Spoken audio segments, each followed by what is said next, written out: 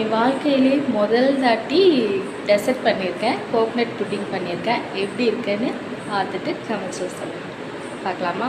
அதுக்கு தேவையான பொருட்கள் 3 பொருட்கள் தான். ஸோ தேங்காய் பால், 3 டீஸ்பூன் கார்ன்ஃப்ளவரு, சுகரு, இதை வந்து நல்லா மிக்ஸ் கட்டி இல்லாமல் கலந்து வச்சுக்கோங்க. ஒரு சிட்டிகை உப்பு, அதை நல்லா போட்டு மிக்ஸ் பண்ணிக்கோங்க.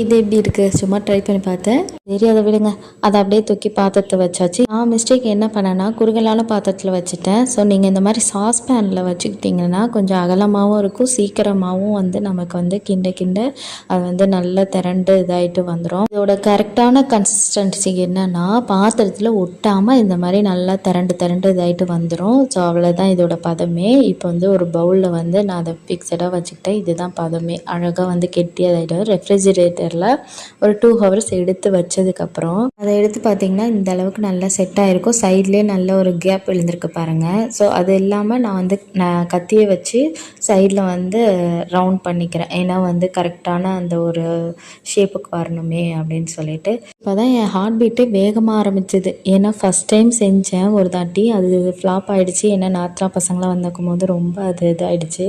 ஏன்னா டேஸ்ட் நல்லா இருந்துச்சுன்னு அதுவும் சாப்பிட்டுட்டாங்க. இப்போ பார்த்து பரவாயில்லையே, நல்ல சூப்பராக டெலிஷியஸாக இருந்துச்சு. பார்க்கவே அவ்வளோ அட்ராக்டிவாக இருந்துச்சு. ஸோ ஒட்டாமல் வந்தது எனக்கு அது ஒரு ஹாப்பியாக ஆகிடுச்சு. வீடியோ எடுக்கும் போதே எனக்கு இதாகிடுச்சு. பாருங்கள் இவ்வளோ நல்ல ஜெல்லி கன்சிஸ்டன்சிக்கு வந்துச்சு. இப்போ அதை வந்து வாங்க டேஸ்ட் பண்ணி பார்க்கலாம். ஸோ அது நல்லாவே அப்படியே வாயில் வச்சோடனே கரைஞ்சிடுச்சு. வேறு லெவல் டேஸ்ட்டாக இருந்துச்சு, ரொம்ப டெலிஷியஸாக இருந்துச்சு. கண்டிப்பாக உங்கள் வீட்டில் கிட்ஸுங்களுக்கு ட்ரை பண்ணி பாருங்கள், விடவே மாட்டாங்க. இந்த வீடியோ பிடிச்சிருந்தா லைக் பட்டனை தட்டி விட்டுருங்க. பாய்.